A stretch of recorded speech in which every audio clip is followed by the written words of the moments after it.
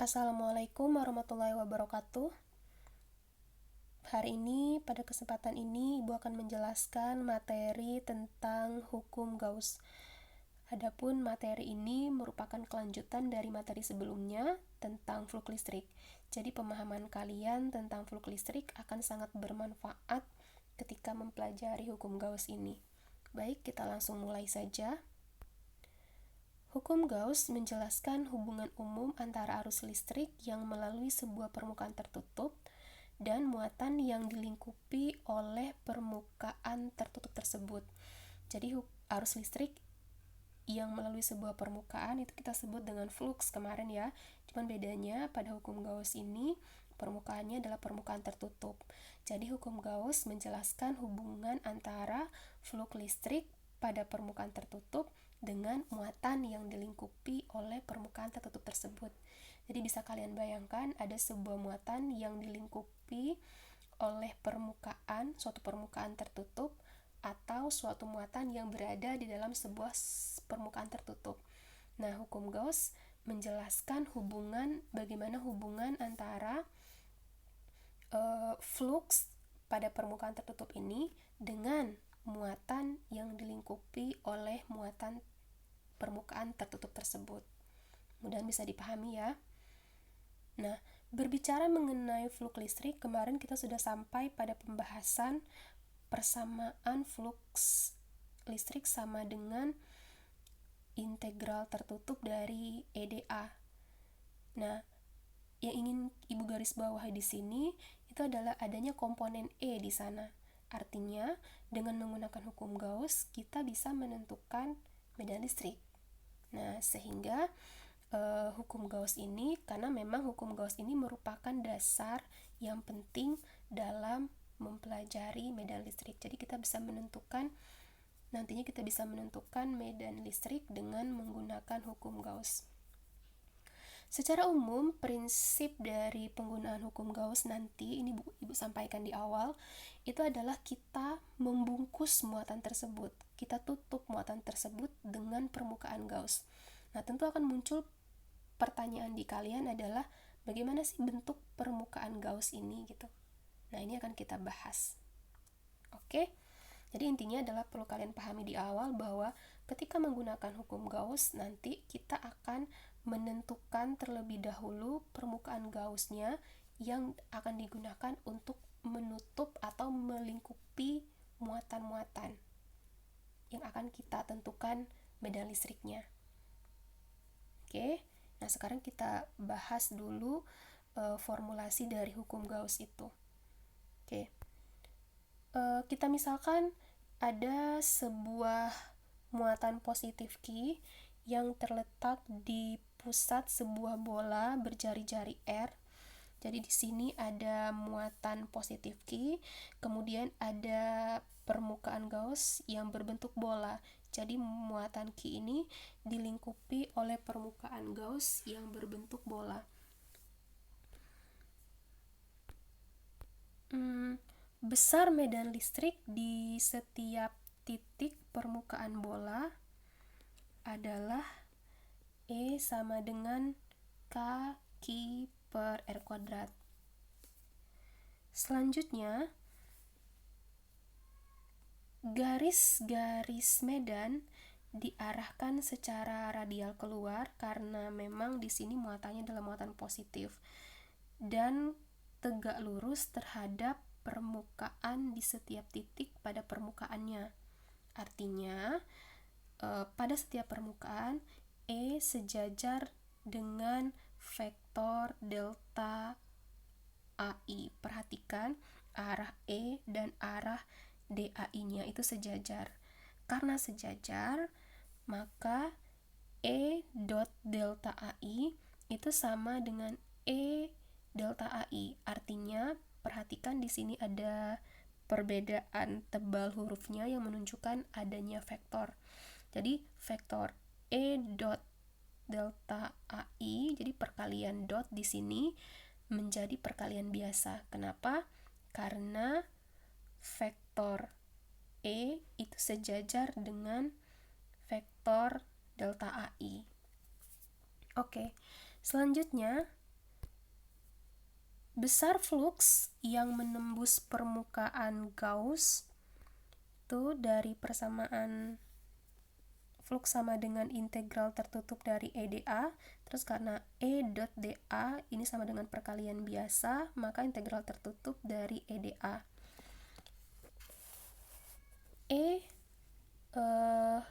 Bisa kita keluarkan karena menurut prinsip simetri. Jadi E adalah konstan pada permukaan.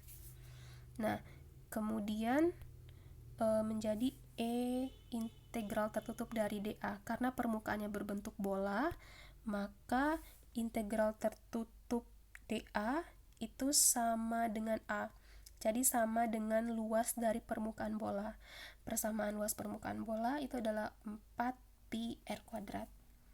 Selanjutnya kita masukkan ke rumus, berarti flux kan sama dengan E integral tertutup dari dA, E-nya kita ganti dengan K Ki per R kuadrat, terus integral tertutup dari dA kita ganti dengan 4pi R kuadrat, sehingga diperolehlah persamaan akhirnya flux listrik sama dengan Ki per epsilon 0 dengan K sama dengan 1 per 4pi epsilon 0.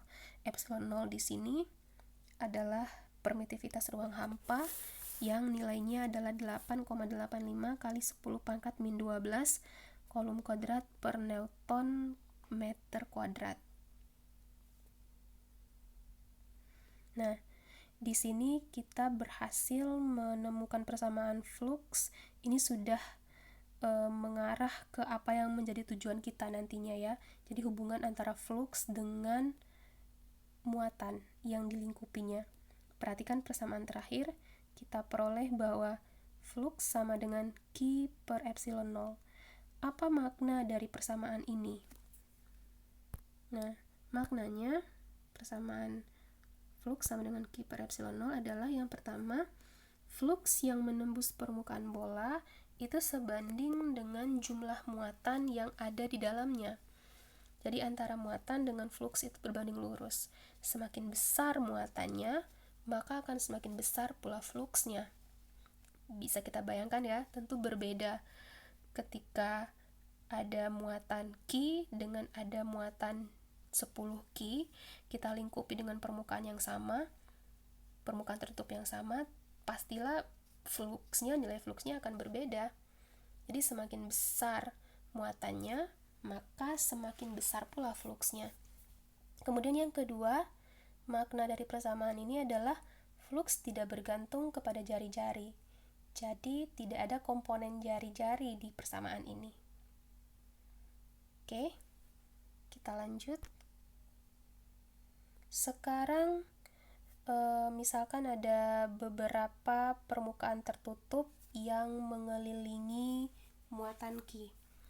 Ada muatan plus Ki di sini. Kemudian muatan ini akan kita lingkupi dengan beberapa bentuk permukaan. Jadi karena ini muatannya positif, berarti arah medanya keluar ya. Arah medanya keluar. Kemudian kita misalkan permukaan Gauss-nya yang pertama kita misalkan berbentuk bola, yaitu S1. Kemudian kita misalkan lagi bentuknya S2, itu bentuknya sembarang, dan S3 juga bentuknya sembarang. Nah, pertanyaannya sekarang adalah apakah ada perbedaan jumlah garis medan yang menembus S1, S2, S3? Jawabannya tidak ada. Jadi artinya jumlah garis-garis yang melalui setiap permukaan adalah sama. Perhatikan, jumlah garis yang melalui permukaan S1 itu sama dengan jumlah garis yang melalui permukaan S2 dan sama dengan jumlah garis yang melalui permukaan S3. Artinya, dapat disimpulkan bahwa flux yang menembus setiap permukaan tertutup yang mengelilingi sebuah muatan titik Ki itu tidak bergantung pada bentuk permukaan tertutup tersebut. Nah, jadi ini udah mulai terbuka ya. Tadi kita mengatakan di awal, Ibu mengatakan bahwa ketika kita menggunakan hukum Gauss nanti kita akan membungkus muatannya. Nah, sekarang bentuk dari pembungkusnya udah mulai terjawab. Jadi tidak berpengaruh bentuk dari permukaan Gaussnya. Jadi mau berbentuk bola atau berbentuk sembarang itu tidak berpengaruh. Untuk sementara kita simpulkan seperti itu. Oke, selanjutnya perhatikan ini ada muatan titik yang terletak di luar sebuah permukaan tertutup. Ini sekaligus untuk menjawab kenapa permukaan harus melingkupi muatan, atau kenapa muatannya tidak di luar saja gitu. Nah, jawabannya adalah ini. Coba kalian ingat lagi, terakhir kita pernah membahas soal 24.2 tentang kubus, menentukan flux yang dihasilkan pada kubus pada contoh soal 24.2 halaman 234. Hasilnya berapa? Hasilnya 0. Kenapa 0? Karena jumlah garis yang masuk dan meninggalkan permukaan tertutup itu sama. Nah, ini juga berlaku untuk gambar ini. Jadi, pada gambar ini, jumlah garis medan listrik yang memasuki permukaan itu sama dengan jumlah garis yang meninggalkan permukaan. Artinya, dapat disimpulkan bahwa flux listrik yang menembus sebuah permukaan tertutup yang tidak mengelilingi muatan adalah 0. Jadi, kita baru bisa mencari flux listrik jika muatan tersebut dilingkupi atau muatan tersebut berada di dalam permukaan tertutup. Oke, ini juga menjawab kenapa harus dibungkus tadi. Kenapa nggak permukaan Gaussnya itu di samping kanan, samping kiri gitu. Oke. Nah, selanjutnya bagaimana jika untuk kasus jika muatan titiknya ada banyak, dan bagaimana jika muatannya terdistribusi secara kontinu.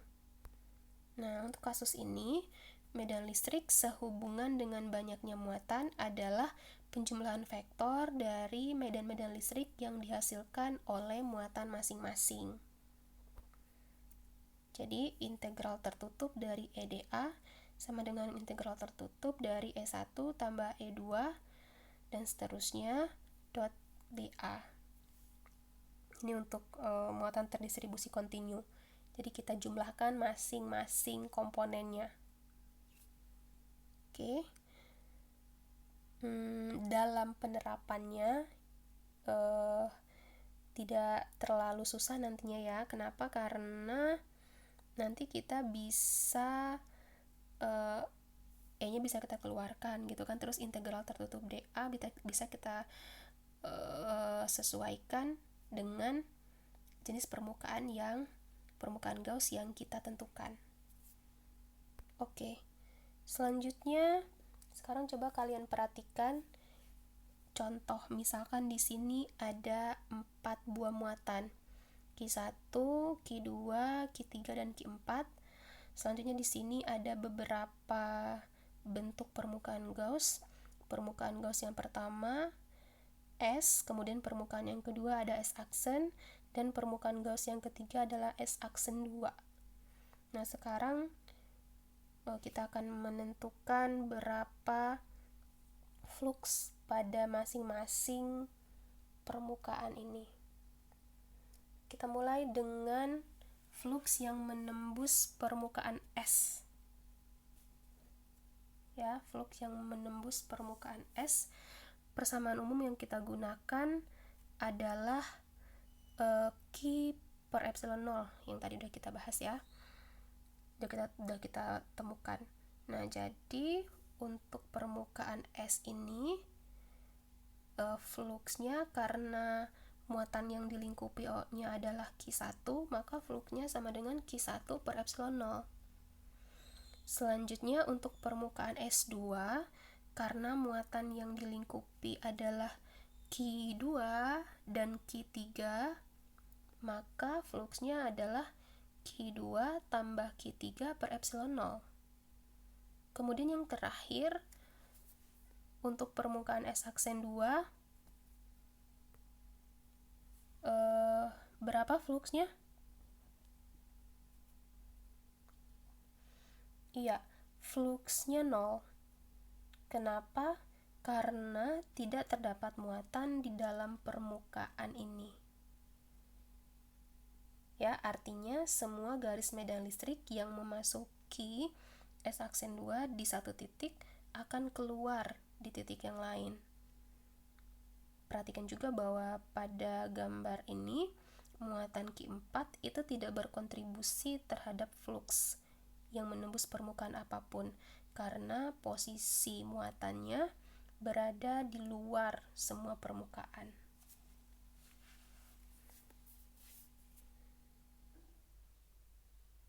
Oke. Nah, selanjutnya kita bisa memformulasikan hukum Gauss. Jadi, hukum Gauss merupakan generalisasi dari apa yang telah kita jelaskan tadi. Di awal Ibu sudah menyebutkan bahwa hukum Gauss ini membahas hubungan antara fluks dengan muatan yang dilingkupinya.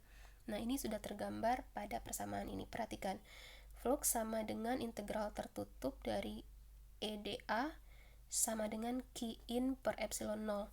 Dengan E dot A ini adalah fluks, Q in adalah muatan,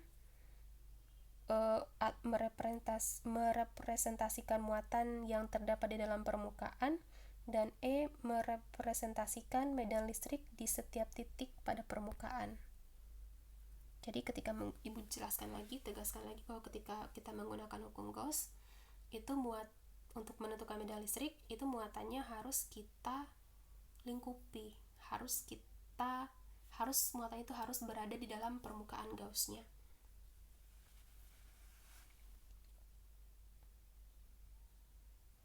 Untuk bukti formal dari hukum Gauss, nanti lebih lanjut bisa kalian baca pada subbab 24.5, itu tugas mandiri saja.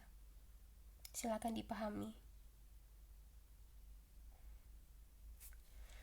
Perlu diingat bahwa ketika menggunakan persamaan hukum Gauss ini, kita harus memperhatikan bahwa meskipun muatan Q in atau Q dalam adalah muatan di dalam permukaan Gauss, E merepresentasikan medan listrik total yang termasuk kontribusi dari muatan-muatan di dalam maupun di luar permukaan.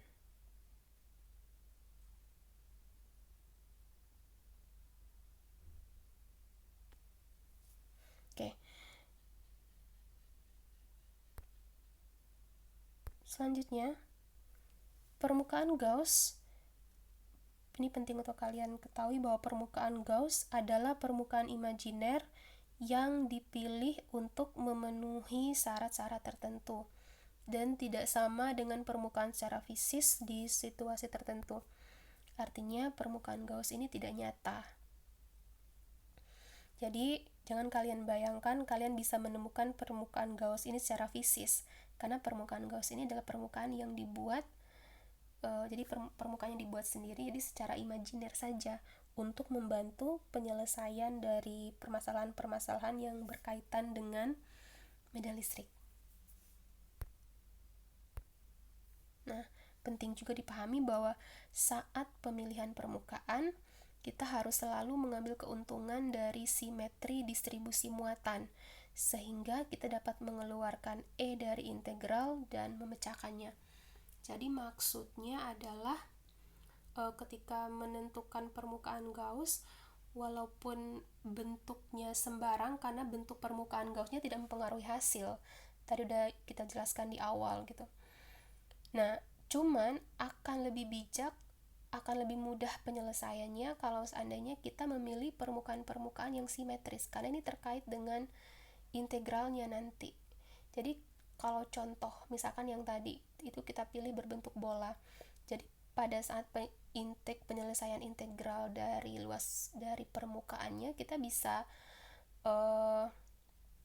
identikan dia atau samakan dengan luas permukaan bola. Jadi bayangkan kalau seandainya permukaannya berbentuk sembarang, nah kita akan kesulitan sendiri ketika menyelesaikan integralnya. Jadi mohon untuk lebih bijak menentukan bentuk dari permukaan Gauss-nya nanti ya. Oke, sekarang kita ke contoh soal. Misalkan kita ingin menentukan medan listrik dari sebuah muatan titik. Muatannya adalah positif Q. Yang pertama yang harus kita lakukan adalah memilih permukaan Gauss. Karena muatan titik ini arah medannya radial dan arahnya keluar, maka yang paling cocok permukaan Gauss-nya berbentuk bola. Oke, berbentuk bola. Nah ini, jadi misalkan sebuah muatan titik Q arahnya radial keluar. Jadi di setiap permukaan di setiap titik permukaan E sejajar terhadap vektor delta AI. Nah, kita gunakan hukum Gauss. Persamaan Gauss, integral tertutup E dot dA sama dengan Q in per epsilon 0. Kita masukkan. Nah, sebelumnya karena E dot delta AI, karena arah dari E nya itu sejajar dengan vektor delta AI, maka kita bisa selesaikan dengan perkalian biasa, berarti sama dengan E delta AI. Perhatikan perbedaan ketebalan hurufnya. Itu yang paling penting di sini. Antara E dot delta AI dan E kali delta AI itu ada yang vektor, ada yang tidak vektor ya. Jadi bisa kita gunakan, karena arahnya sejajar, maka bisa kita gunakan, kita selesaikan dengan perkalian biasa saja. Oke. Flux sama dengan integral dari E dot dA itu sama dengan EdA. Kemudian E-nya bisa kita keluarkan dikali dengan integral tertutup dari dA sama dengan Q in per epsilon 0. Ini adalah persamaan Gauss. Selanjutnya kita masukkan E sama dengan kaki per epsilon 0, kemudian integral dari dA itu sama dengan A, luas permukaan bola yang persamaannya sama dengan 4πr kuadrat. Jadi kalau kita masukkan ke rumus, akan diperoleh kaki per r kuadrat. Nah, perhatikan hasil ini. Ketika kita menyelesaikan soal ini dengan menggunakan persamaan kemarin, kita peroleh bahwa E sama dengan kaki per r kuadrat. Jadi kita masukkan nilai Q dan masukkan nilai R-nya kan. Nah, sekarang ketika kita menggunakan hukum Gauss, juga diperoleh hasil yang sama. Nilai E-nya itu sama dengan kaki per r kuadrat. Jadi ketika kita menggunakan kedua solusi, hasilnya tetap sama.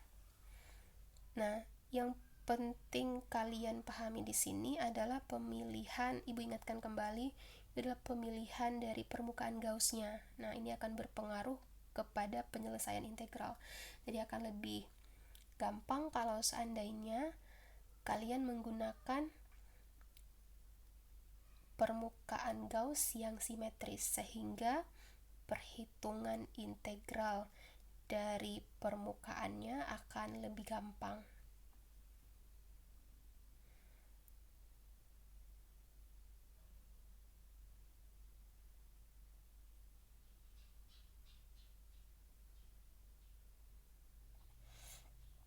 Jadi untuk penjelasan terakhir, perlu Ibu sampaikan bahwa hukum Gauss dapat digunakan untuk mencari E dalam menentukan medan listrik sehubungan dengan suatu sistem muatan-muatan atau distribusi muatan yang kontinu. Meskipun demikian, dalam praktiknya jenis solusi seperti ini hanya dapat diterapkan pada situasi-situasi yang sangat simetris yang jumlahnya terbatas. Ya, jadi artinya hukum Gauss ini juga dapat digunakan untuk menyelesaikan atau untuk mencari medan listrik pada bukan hanya muatan titik, tapi pada distribusi muatan kontinu. Tapi dalam praktiknya memang ada kekurangan-kekurangannya gitu, terutama untuk kasus-kasus yang tidak simetris. Ya, jadi ini hanya dapat diterapkan pada situasi-situasi yang sangat simetris karena karena berhubungan dengan pemilihan dari permukaan Gaussnya. Jadi kalau tidak simetris akan agak kesulitan gitu. Jadi memang ada kelebihan, ada kekurangannya dalam penggunaan dari hukum Gauss ini. Oke, Ibu rasa cukup untuk materinya, mudah-mudahan bisa dipahami. Assalamualaikum warahmatullahi wabarakatuh.